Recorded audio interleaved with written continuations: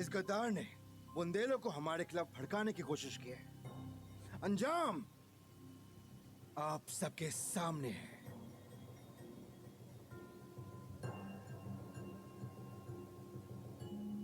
ये बहादुर खान की फौज है। इसका एक ही मकसद है, बादशाह औरंगजेब के परचम को आसमान की बुलंदियों से आगे ले जाना। हम सबका एक ही मकसद है, मैदान जंग में फतेह।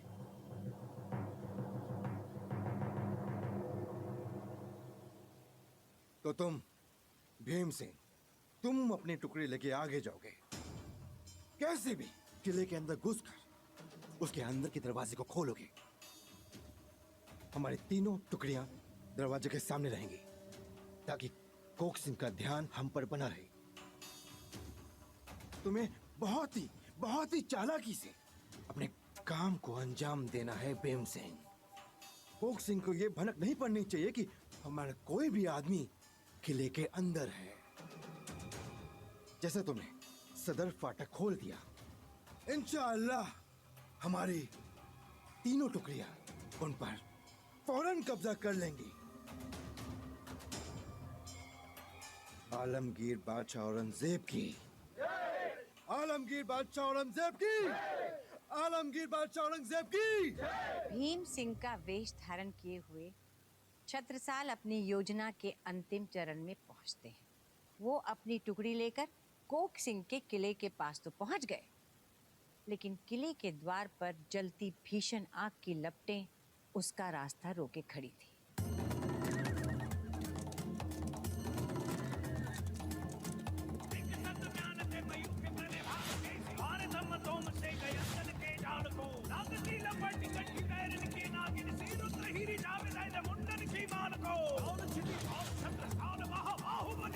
किंतु संसार की कोई भी आग कभी किसी वीर योद्धा के हौसलों के ज्वालामुखी को रोक पाई।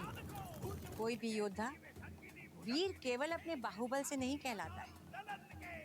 उसकी संकटों का सामना करने की शक्ति, उनसे निपटने की युक्ति और विजय प्राप्त करने के लिए उसके अथक प्रयास उसे वीर बनाते हैं। छत्रसाल ने भी आग से बचने के लिए एक युक्ति लगाई और आग के घेरे में कूद पड़े।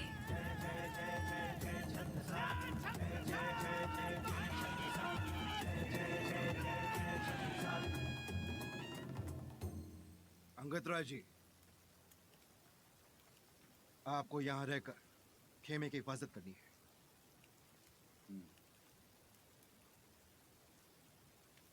यलगार हो!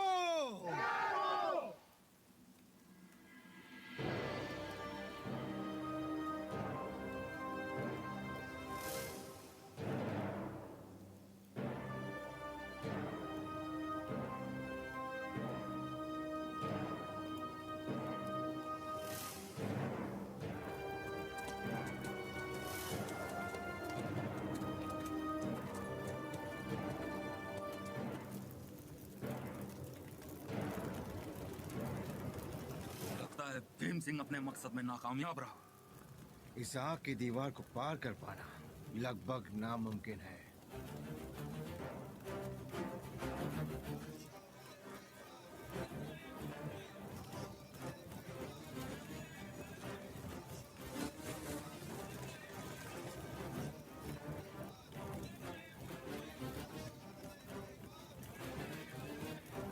छत्रसाल की कोक सिंह पर विजय की खबर जब बहादुर खान और धूर्त जय सिंह को मिली तो दोनों एक पल के लिए तो बहुत खुश हुए, मगर अपने ही सैनिकों द्वारा भीम सिंह की जय सुनने के बाद उनका मन खट्टा हो गया। उन्हें लगा कि कहीं बादशाह औरंगजेब भीम सिंह को जीत का सारा श्रेय ना दे दे। बहादुर खान कान का कच्चा था। जय सिंह ने उसे भीम सिंह यानी कि हमारे छत्रसाल के खिलाफ भड़काना शुरू कर दिया।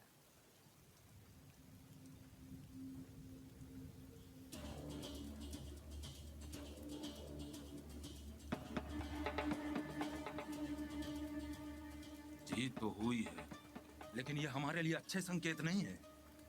यहाँ हमने जंग के लिए इतनी तैयारी की थी और भीम सिंह ने एक छोटी सी टुकड़ी के साथ पूरी सेना को धूल चटा दी।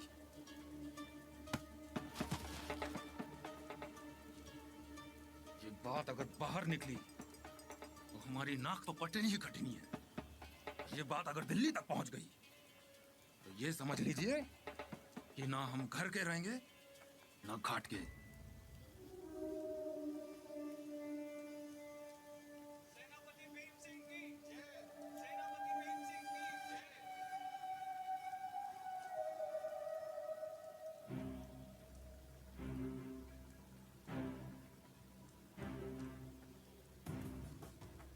ये लीजिए हुजूर,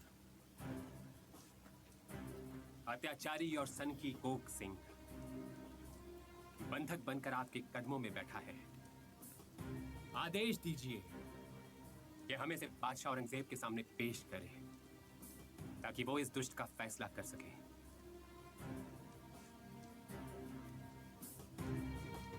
माशाअल्लाह, सुभान अल्लाह, तुम्हारी बहादुरी और हौसले के कायल हैं हम भीम सिंह।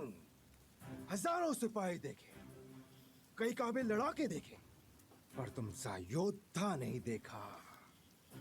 आओ मेरे सीने से लग जाओ।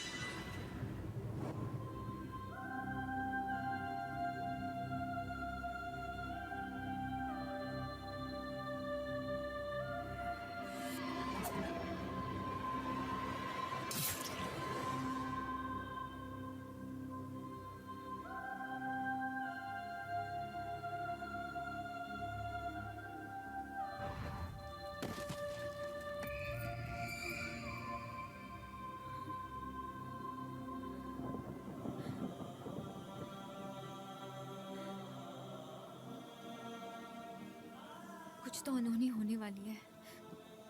हमारा मन अकारण इतना विचलित नहीं हो सकता। कहीं उन्हें